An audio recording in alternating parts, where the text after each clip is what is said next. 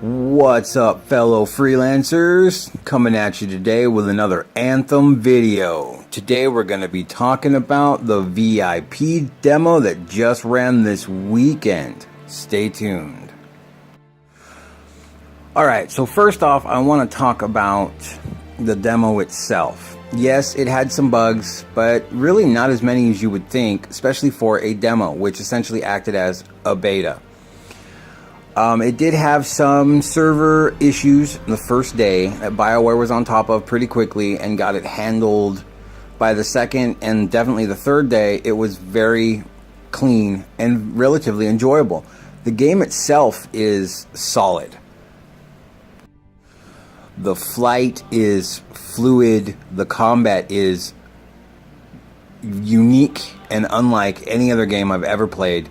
It's a very, very fun overall experience.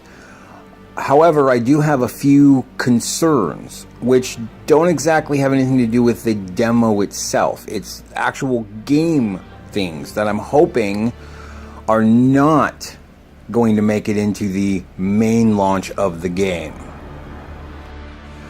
First and foremost, my biggest concern is they give you the option to set your expedition to private, but then they restrict you from using this setting in pretty much anything other than story. You can't use it for strongholds, which I guess kind of makes sense, but you also can't use it for free play. Now, the issue with this is they've sold this game on a seamless in and out experience, being able to invite your friends, etc. Without the private, then they have the forced matchmaking. So let's say two people are joining into the same instance, they're going to automatically fill the remaining slots. Even if you go on by yourself, they're going to just automatically fill the extra slots with the matchmaking. Well, what happens when you want to invite your friends when you're in there? You can't kick people, so you're literally stuck. You have to drop out and start a whole new expedition. And God forbid, one of those people doesn't make it in. You know, goes link dead or DCs or disconnects, for those that don't know. It's a very messed up system. If the privacy setting is there, it should be there all around. If somebody wants to go in and test their mettle against the stronghold by themselves, they should have that right. The privacy should be solid. Like other games like The Division, you should not be able to, you should not restrict that in any way, shape, or form. I understand that this game is a online co-op. I get that, and that's how it's being marketed. However, you're always going to have people who want to do this game alone, or, like I said before, just want to try things out. Maybe they want to jump into a free play expedition for a minute to try out a new loadout. Maybe they want to run a mission or a stronghold by themselves just to see how strong they are, or if they even can solo it. If it's even possible, we don't know. But by restricting people, taking that right away from people, they're going to turn a lot of people off to this game, especially since they've been marketing this as you can play the entire thing solo. This is the exact opposite of that, and that's going to literally piss a lot of people off. And that's not a smart move at all. Privacy needs to be universal across the board. Set it to private, it's private, period. No matter what the activity you're doing is. Another horrible thing that happened, and I don't know if this is just the demo because of the connection issues or if this is going to be how the game is, but if this is going to be how the game is, it needs to be removed ASAP. And what this is let's say you're in a free play by yourself. You're running around, you're flying around, you're in combat. No matter what you're doing, if anybody else joins your expedition, it automatically force loads you and pulls you back to your group. This is unacceptable. This destroys any and all immersion you have in the game. I mean, I was in the middle of a legit world event. I was in the middle of combat and I got forced into a zone and thrown back to Fort Tarsis because some new person joined my expedition.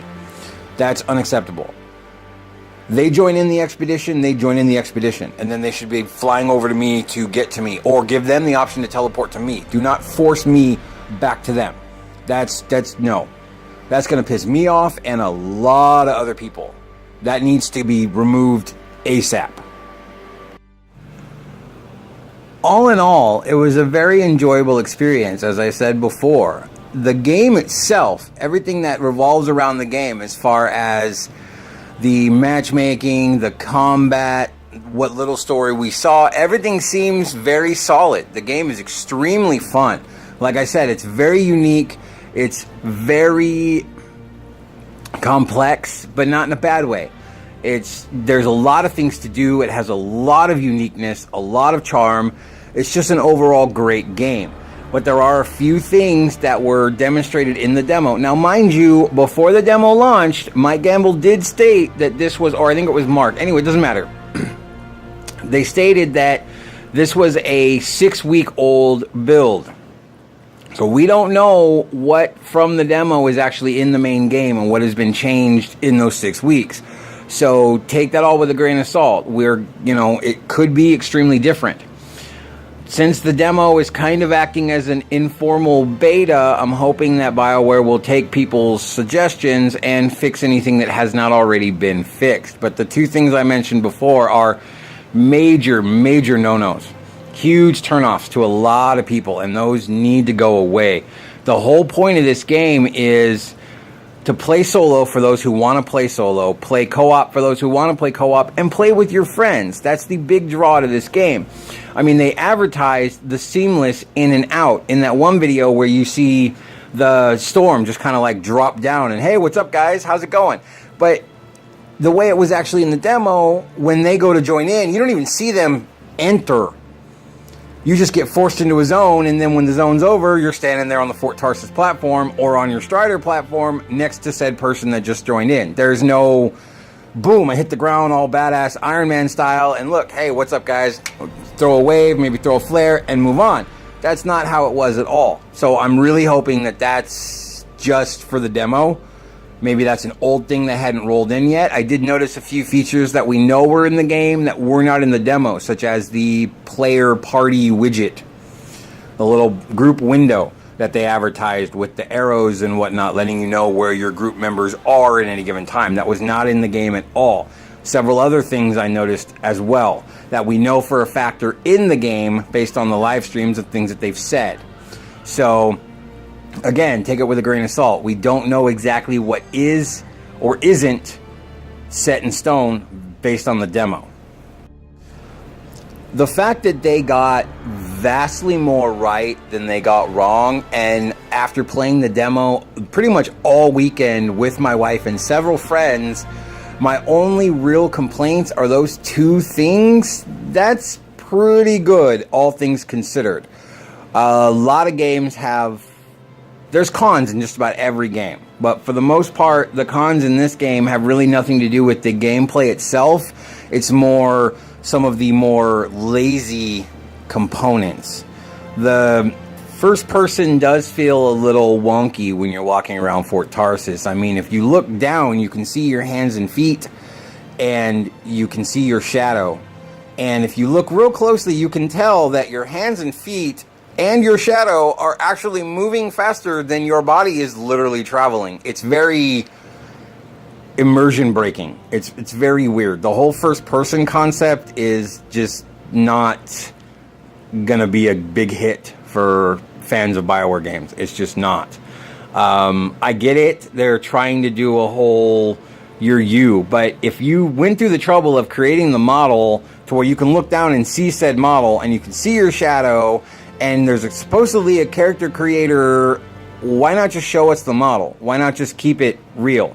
Why make us switch back and forth between first and third? Because the first person just feels so unnatural, and it's just so immersion breaking. But that's subjective. That's, my opinion. You may not agree, and that's fine. But that's not a deal breaker for me. It's a little annoying, and I hope that they fix certain things about it. Like, I wish you could sprint or at least move a little faster, because you're like moving at a snail's pace. Again, that could just be the demo. It is 6 weeks old. Who knows? I have no idea. But again, subjective. But like I said, the fact that I have such minor gripes and minor grievances as in the game as a whole is a very big plus. Very good thing. Games should always have more pros, vastly more pros than cons. But pretty much every game has at least one or two cons. Things that you wish were done a little better, or things that you wish they hadn't put in, or things that you wish they had put in. That's just standard. And that's pretty much it for today. Did you guys play the demo? What did you think of it? Leave your comments below. Let me know. Do you agree with me? Do you disagree? I'd love to discuss it.